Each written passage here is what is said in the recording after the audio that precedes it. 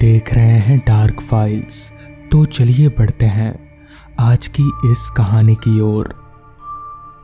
ये हादसा उस समय का है जब मेरे दादाजी का देहांत हुआ था और वो उस समय बदायूं यूपी में रहते थे। मुझे उनका शोक संदेश बदायूं से 35 किलोमीटर दूर उनके गांव में देने जाना था। मैं गांव जाकर उनके परिवार को शोक संदेश पहुंचाया और फिर गांव से बाहर आकर बस स्टॉप पर खड़ा हो गया। उस समय वहां कोई भी गाड़ी नहीं थी। उस समय सर्दियां चल रही थी और मुझे बड़ी जोरों की ठंड लग रही थी। मुझे दूर पर एक चाय का स्टॉल नजर आया और मैं उसके पास गया और चाय वाले से गाड़ी के बारे में पूछा। उसने बताया कि अभी तो कोई भी बस नहीं मिलेगी, लेकिन इस रेलवे ट्रैक पर 1 किलोमीटर की दूरी पर एक रेलवे स्टेशन है और रात 9 बजे आखिरी ट्रेन जाती है। मैंने बिना देरी किए उस रेलवे ट्रैक पर चलना शुरू कर दिया। 200 मीटर चलने पर मुझे एक औरत दिखाई दी और मैं भागकर उसके पास पहुंचना चाहता था ताकि वो मुझे रेलवे स्टेशन के बारे में बता सके। मैं जैसे ही उसके पास गया और उससे स्टेशन के बारे में पूछना चाहा तो बोली, मुझे कुछ पता नहीं है, यहाँ से चले जाओ। मैं उसके पीछे चलता गया और थोड़ी देर बाद देखा तो उसकी चाल मुझे कुछ अजीब सी लग रही थी। मैंने अपना टॉर्च जलाकर उस औरत को देखना चाहा कि ये औरत इतनी रात को इस रेलवे ट्रैक पर कर क्या रही है। जैसे ही मैंने टॉर्च जलाया वो औरत बोली, टॉर्च बंद कर दे वरना तेरी सांसें बंद कर दूंगी। मैं उसकी आवाज़ सुनकर डर गया और वापस उस स्टॉल वाले की तरफ चलने लगा। थोड़ी देर चलने पर मुझे उस औरत के जोर से हंसने की आवाज़ आई और वो हंसते हुए बोली, मैंने आज का शिकार पहले ही कर लिया है, इसलिए मैं तेरा कुछ नहीं करूंगी। ये कहते ही वो जोर से मेरी तरफ आई और जब तक मैं कुछ कर पाता तब तक उसने मेरे हाथ को जोर से पकड़ा और मैं बेहोश हो गया। थोड़ी देर बाद जब मुझे होश आया तो मैंने देखा वहाँ कोई नहीं था। मैं जोर से रेलवे स्टेशन की तरफ भागा और वहाँ सीधे स्टेशन मास्टर के कमरे में चला गया और उनको पूरी बात बता दी। तो उन्होंने मुझे चाय पिलाई और कहा कि जिसे तुम मिलकर आए हो वो एक डायन थी, आज तुम बच गए। ये आज कई सालों में इस रेलवे ट्रैक पर आकर कटकर मरी थी और इसकी आत्मा आज भी इसी ट्रैक पर भटकती रहती है। वो तो अच्छा हुआ कि उसका शिकार तुम नहीं बने, कोई और ही बन गया। अब मैं सारा माजरा समझ गया और ट्रेन में बैठकर दादाजी के यहाँ चला गया। इस घटना के बाद से मुझे ट्रेन और रेलवे ट्रैक से बहुत डर लगने लगता है। तो दोस्तों, ये थी आज की पहली कहानी। तो चलिए बढ़ते हैं आज की दूसरी कहानी की ओर। बात तब की है जब शहर और गांव में बहुत फर्क होता था। जहां शहरी इलाकों में पक्की सड़कें बननी शुरू हो गई थी, वहीं गांव में अभी तक बिजली का भी कोई नामो निशान नहीं था। ये घटना तभी की है। दरअसल हुआ कुछ यूं था कि गांव में रहने वाले मेरे एक दोस्त अनिल की शादी थी। हालांकि अनिल पहले हमारे साथ शहर में ही रहता था, पर उसके पिताजी का देहांत हो जाने के बाद वो गांव चला गया। चूंकि उसके पिताजी गांव के इकलौते जमींदार थे, इसलिए अब अपने पिताजी का काम अनिल ही संभालता है। खैर, अपने जिगरी यार की शादी में मैं ना जाऊं ऐसा तो हो नहीं सकता। लिहाजा मैंने अपना सामान उठाया और स्टेशन जाकर ट्रेन पकड़ ली। चूंकि अनिल का गांव मेरे यहाँ से काफी दूर था, तो जाहिर सी बात है वहां पहुंचने में फिलहाल वक्त लगेगा। हालांकि मैंने चिट्ठी लिखकर अनिल को अपने आने की खबर दे दी थी। बदले में उसने ये लिखा था कि वो मेरे स्टेशन से घर आने के लिए एक तांगे वाले को भेज देगा। खैर, तकरीबन 6-7 घंटों के बाद ठीक रात के 9 बजे मैं अनिल के गांव के स्टेशन पर उतरा। स्टेशन का नाम था वीरानगढ़। जितना अजीब ये नाम था, उससे भी ज्यादा अजीब थी स्टेशन पर फैली खामोशी। पूरे प्लेटफॉर्म पर मैं अकेला मुसाफिर था और मेरे अलावा ट्रेन से भी पूरे प्लेटफॉर्म पर कोई नहीं उतरा था। खैर, मैं स्टेशन से बाहर निकलने लगा। घटना कितनी पुरानी है, इस चीज का अंदाजा आप इस बात से लगा सकते हैं कि स्टेशन मास्टर के कमरे के बाहर दीवार पर सिर्फ एक लालटेन जल रही थी। खैर, मैं स्टेशन से बाहर निकला तो स्टेशन के बाहर मुझे कोई नजर नहीं आ रहा था। ऊपर से इतना अंधेरा फैला हुआ था कि अगर कोई होगा तो भी नहीं दिखेगा। मगर अनिल ने तो चिट्ठी में लिखा था कि वो तांगे वाले को भेज देगा, तो फिर क्यों नहीं भेजा।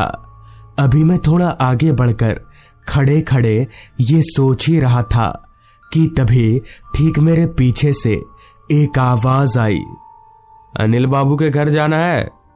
मैं पीछे मुड़ा तो पाया कि एक तांगे वाला अपना तांगा लिए खड़ा है। तांगे के सामने सिर्फ एक लालटेन जल रही थी, जिसकी रोशनी में उस तांगे वाले का चेहरा धुंधला धुंधला दिख रहा था।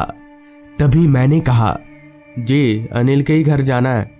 ये सुनकर तांगे वाले ने हाथ का इशारा करके मुझे तांगे में बैठने के लिए कहा। फिर जैसे ही मैं तांगे में बैठा तो तांगे वाले ने तांगा आगे बढ़ा लिया। गांव के उन कच्चे रास्तों पर ना तो लाइट थी और ना ही कोई इंसान। चारों तरफ से आती झिंगुरों की आवाजें पूरे फिजा में गूंज रही थी। आसमान पर चांद नहीं था। शायद कुछ देर पहले ही यहां पर बारिश हुई थी, क्योंकि जब तांगे का पहिया रास्ते पर फैले कीचड़ में जाता तो एक तरह की आवाज का इजाद होता। पता नहीं वो तांगे वाला तांगा कैसे चला रहा था, क्योंकि मुझे तो लालटेन की मरियल रोशनी में तांगे वाला ही सही से दिख नहीं रहा था। उबड़ खाबड़ रास्तों के कारण अभी मैं तांगे पर बैठकर उछल ही रहा था कि तभी तांगे वाले ने पूछा, क्या नाम है आपका? तो मैंने जवाब दिया, जी अनिरुद्ध नाम है मेरा। और आपका? इस पर तांगे वाला बोला, मेरा नाम रविधर है। यहाँ के लोग मुझे रॉबिन बुलाते हैं। तांगे वाले की बातों को सुनकर अब तक मैं ये तो समझ ही गया था कि ये आदमी पूरे रास्ते मुझे बोर नहीं होने देगा। इससे पहले कि मैं बातचीत आगे बढ़ाता, तभी रविधर ने कहा, आप भूतों पर विश्वास करते हैं?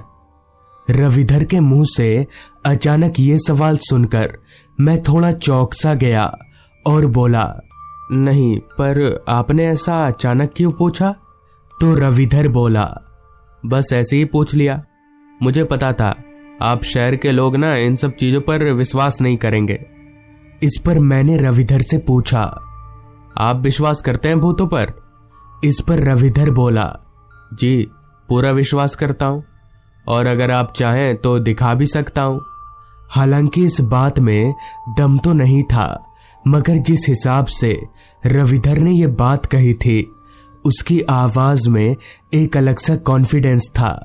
इसलिए मैंने उसे हाँ बोल दिया, मतलब भूत देखने के लिए राजी हो गया।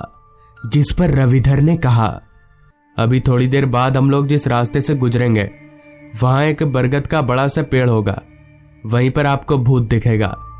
हालांकि मैं जानता था कि ऐसा कुछ होने वाला नहीं है, मगर फिर भी रविधर की बात रखने के लिए मैं तैयार हो गया। उबड़ खाबड़ रास्तों से चलते हुए कुछ देर के बाद रविधर ने तांगा रोका और कहा, साहब हम लोग उसी बरगद के पेड़ के नीचे हैं, आइए नीचे उतरिए, अगर भूत देखना है तो। रविधर के कहने पर मैं बैलगाड़ी से नीचे उतरा। वो बरगद का पेड़ काफी बड़ा और पुराना लग रहा था। कम से कम वो पेड़ 100 साल से भी ज्यादा पुराना रहा होगा। खैर, मैं उस बरगद के पेड़ पर किसी भूत को ढूंढने की कोशिश करने लगा, लेकिन वहां पर मुझे कोई भूत वगैरह ऐसा कुछ दिख नहीं रहा था। तभी रविधर बोला, साहब वो देखिए, उस पेड़ के सबसे ऊपर पर कोई बैठा है ना। रविधर के बताए मुताबिक मैंने उस पेड़ में सबसे ऊपर देखने की कोशिश की, मगर मुझे वहां घने अंधेरे के अलावा और कुछ भी नहीं दिखा। मैं समझ गया कि ये रविधर मुझे डराने की कोशिश कर रहा है, जिस पर मैंने उससे कहा, हाँ भाई देख लिया भूत, अब चलो जल्दी। इतना बोलकर मैं वापस से तांगे में चढ़कर बैठ गया। मेरे बैठते ही रविधर ने तांगा आगे बढ़ा लिया। तभी तांगा चलाते हुए रविधर बोला, साहब वो भूत सबको नहीं दिखते और जिंदा लोगों को तो खासकर नहीं दिखते। रविधर की बात कुछ अजीब तो थी, मगर उस वक्त मैंने उतना ध्यान नहीं दिया। आसमान की हालत अब और भी ज्यादा खराब हो चुकी थी। रह रहकर बिजलियां चमक रही थीं और बादल भी गरज रहे थे। किसी भी वक्त बारिश आ सकती थी। स्टेशन से यहां तक के रास्ते में अभी तक मुझे एक भी आदमी नहीं दिखा था, जो कि बहुत अजीब बात थी। मैंने जब इस बात का जिक्र रविधर से किया तो उसने कहा, साहब इस गांव का जैसा नाम है ना, वैसा ही है ये गांव। अंधेरा हो जाने के बाद यहाँ के लोग घर से बाहर नहीं निकलते। अभी हमारा तांगा चल ही रहा था कि तभी अचानक ही बहुत तेज बारिश आ गई। हालांकि बारिश की वजह से मुझे तो कोई फर्क नहीं पड़ रहा था, क्योंकि मैं तांगे की छावनी के नीचे था। लेकिन रविधर वो बारिश में भीग रहा था, जिस पर मैंने उससे कहा, अरे आप तो भीग रहे हैं, एक काम करो तांगे को किसी पेड़ के नीचे रोक लो। तो इस पर रविधर बोला, नहीं साहब, इस मौसम में किसी भी पेड़ के नीचे रुकना अच्छा नहीं होगा। अगर मैं थोड़ा भीग भी जाऊंगा तो कुछ नहीं होगा। जिसके बाद रविधर बिना रुके तांगा चलाता रहा। रविधर अभी तांगा चला ही रहा था कि तभी मेरी नजर उसी रास्ते के एक किनारे पर पड़े तांगे पर गई।